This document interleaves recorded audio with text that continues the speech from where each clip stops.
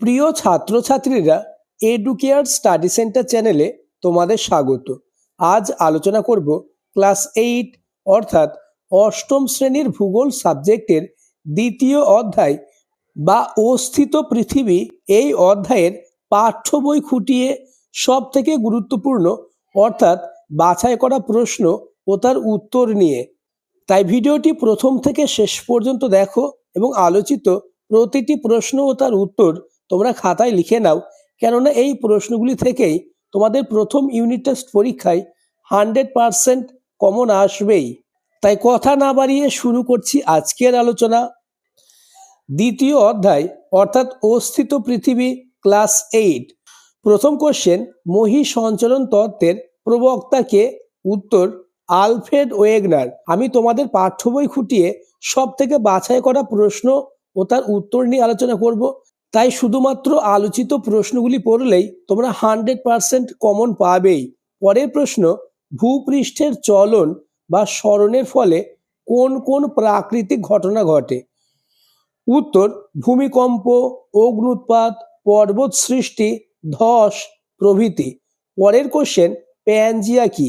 উত্তর আজ থেকে প্রায় 50 কোটি বছর পূর্বে পৃথিবীর সমস্ত মহাদেশ একত্রে একটি বৃহদাকার মহাদেশ বা ভূখণ্ড রূপে অবস্থান করত। একে বলা হয় প্যানজিয়া। প্যান অর্থাৎ অল মানে সমস্ত, জিয়া সমান সমান স্থলভাগ, অর্থাৎ প্যানজিয়া সমান সব মহাদেশ। পরের প্রশ্ন, প্যান থালাসা কি?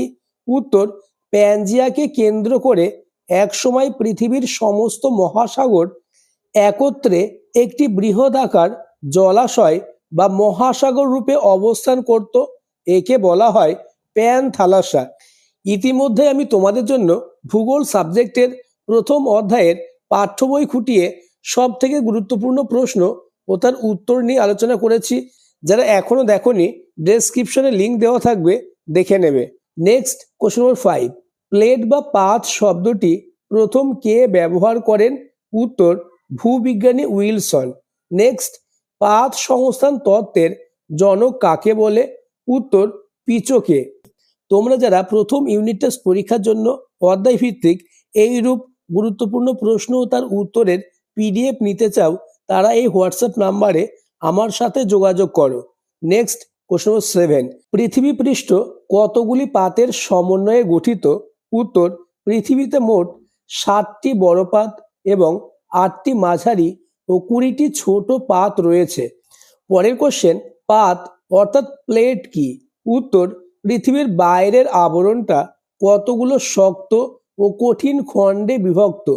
অ্যাস্ট্রোস্ফিয়ারের উপর ভাসমান এই খণ্ডগুলিকে বলে পাত বা প্লেট। নেক্সট কোশ্চেন নম্বর 9, কোন স্রোতের প্রভাবে পাতগুলি চলমান হয়? উত্তর পরিচলন স্রোতের প্রভাবে। পরের প্রশ্ন, গ্রিক শব্দ টেকটন এর অর্থ কি? উত্তর গঠন করা। পরবর্তী প্রশ্ন আলোচনার আগে চ্যানেলে নতুন হয়ে থাকলে চ্যানেলটিকে সাবস্ক্রাইব করে দেবে এবং ভিডিওটি তোমার বন্ধুদের মধ্যে শেয়ার করে দেবে। আমি তোমাদের প্রথম ইউনিট টেস্ট পরীক্ষায় চূড়ান্ত সফলতা অর্জনের জন্য প্রতিটি সাবজেক্টের এইরূপ অধ্যায় ভিত্তিক গুরুত্বপূর্ণ প্রশ্ন ও তার উত্তর নিয়ে আলোচনা করব। তাই চ্যানেলটিকে সাবস্ক্রাইব করে পাশের বেল আইকনটি প্রেস করে নোটিফিকেশন অল করে দেবে। নেক্সট কোশ্চেন নম্বর 11, আমেরিকান পাত কোন দিকে সরেছে? উত্তর হবে পশ্চিম দিকে। নেক্সট কোশ্চেন নম্বর 12, পরিচলন স্রোত মতবাদের প্রবক্তাকে? উত্তর আর্থার হোমস। এই প্রশ্নটি খুবই গুরুত্বপূর্ণ। নেক্সট কোশ্চেন নম্বর 13, পাতের চলন সম্পর্কে প্রথম কে ব্যাখ্যা করেন? উত্তর 1967 খ্রিস্টাব্দে পার্কার ও ম্যাকেনজি। নেক্সট, যে রেখা বরাবর দুটি পাতের মধ্যে সংঘর্ষ ঘটে তাকে কি রেখা বলে? উত্তর শিবন রেখা। পরের প্রশ্ন, পৃথিবীতে অবস্থিত বৃহদাকার পাতগুলির মধ্যে বৃহত্তম কোনটি? উত্তর প্রশান্ত মহাসাগরীয় পাত। পরের প্রশ্ন, পাতের চলন বা পাত সীমানা কয় প্রকার ও কি কি? উত্তর পাতের চলন বা পাত সীমানা 3 প্রকার, যথা নাম্বার 1 অপসারী বা গঠনকারী পাত সীমানা, নাম্বার 2 অভিসারী বা বিনাশকারী পাত সীমানা, নাম্বার 3 নিরপেক্ষ পাত সীমানা।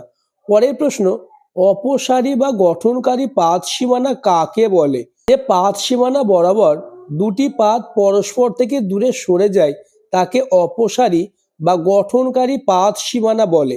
পরের প্রশ্ন, অভিসারী বা বিনাশকারী পাত সীমানা কাকে বলে?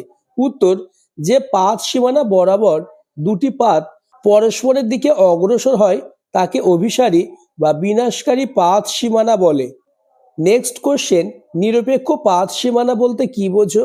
উত্তর, যে পাত সীমানা বরাবর দুটি পাত পরস্পরের সমান্তরালে পাশাপাশি সঞ্চারিত হয় তাকে নিরপেক্ষ পাত সীমানা বলে। পরের প্রশ্ন, দুটি প্রাচীন ভঙ্গিল পর্বতের নাম লেখো। উত্তর, অ্যাপোলেশিয়ান এবং আরাবল্লী। নেক্সট, দুটি নবীন ভঙ্গিল পর্বতের নাম লেখো। উত্তর, হিমালয়, রকি, আন্দিজ প্রভৃতি। পরের প্রশ্ন, ভারতের একটি প্রাচীন ভঙ্গিল পর্বতের নাম লেখো। উত্তর, ভারতের একটি প্রাচীন ভঙ্গিল পর্বতের নাম হলো আরাবল্লী। পরের প্রশ্ন, কোশ্চেন নম্বর 23, পৃথিবীর গভীরতম সমুদ্র খাত কোনটি? উত্তর, পৃথিবীর গভীরতম সমুদ্র খাত প্রশান্ত মহাসাগরের মারিয়ানা খাত। নেক্সট, কোন দুটি পাতের সংঘর্ষে আল্পস পর্বতের সৃষ্টি হয়েছে? উত্তর, আফ্রিকা ও ইউরেশিয়া পাতের সংঘর্ষে আল্পস পর্বতের সৃষ্টি হয়েছে। নেক্সট, একটি নিরপেক্ষ পাত সীমানার উদাহরণ দাও। উত্তর, সান আন্দ্রিজ চ্যুতি একটি নিরপেক্ষ পাত সীমানার উদাহরণ। পরের প্রশ্ন, কোশ্চেন নম্বর 26, ইউরেশিয়া ও ভারতীয় পাতের সংঘর্ষে কোন পর্বত সৃষ্টি হয়েছে? উত্তর, ইউরেশিয়া ও ভারতীয় পাতের সংঘর্ষে হিমালয় পর্বতের সৃষ্টি হয়েছে। পরের প্রশ্ন, কোশ্চেন নম্বর 27, পাত সঞ্চালনের ফলে সৃষ্ট একটি ভঙ্গিল পর্বতের উদাহরণ দাও। উত্তর, হিমালয়, যেটি অভিসারী পাত সীমানায় গঠিত। নেক্সট, অগ্নুদ্গম কাকে বলে?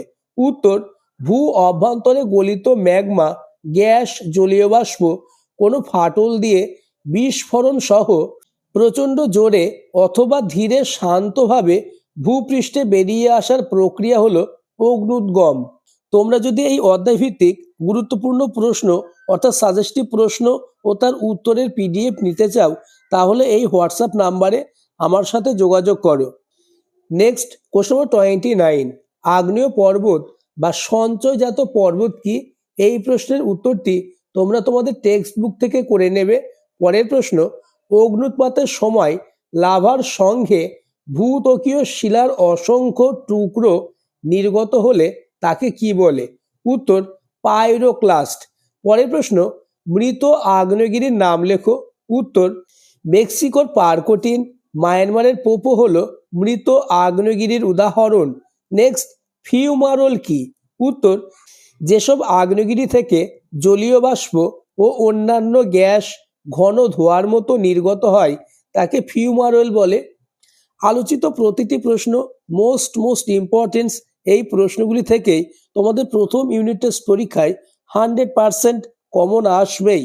নেক্সট, প্রশ্ন 33, বিদার অগ্নুৎপাতের ফলে ভারতের কোন মালভূমি সৃষ্টি হয়েছে?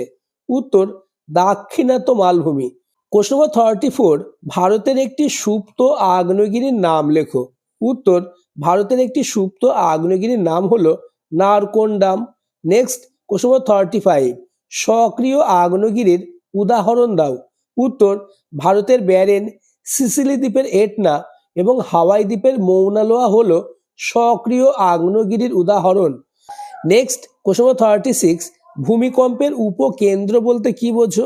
উত্তর, কেন্দ্র থেকে উলম্ব দিকে ভূপৃষ্ঠের যে বিন্দুতে প্রথম কম্পন পৌঁছায় সেটা ভূমিকম্পের উপকেন্দ্র। পরের প্রশ্ন, ভূ অভ্যন্তরে যেখানে ভূমিকম্প উদ্ভব হয় তাকে কি বলে? উত্তর, ভূমিকম্পের কেন্দ্র।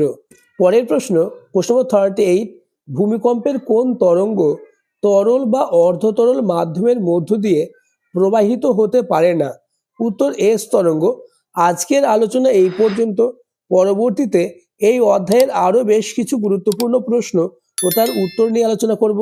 তাই চ্যানেলটিকে সাবস্ক্রাইব করে পাশের বেল আইকনটি প্রেস করে নোটিফিকেশন অল করে দেবে এবং ভিডিওটি তোমার বন্ধুদের মধ্যে শেয়ার করে দেবে।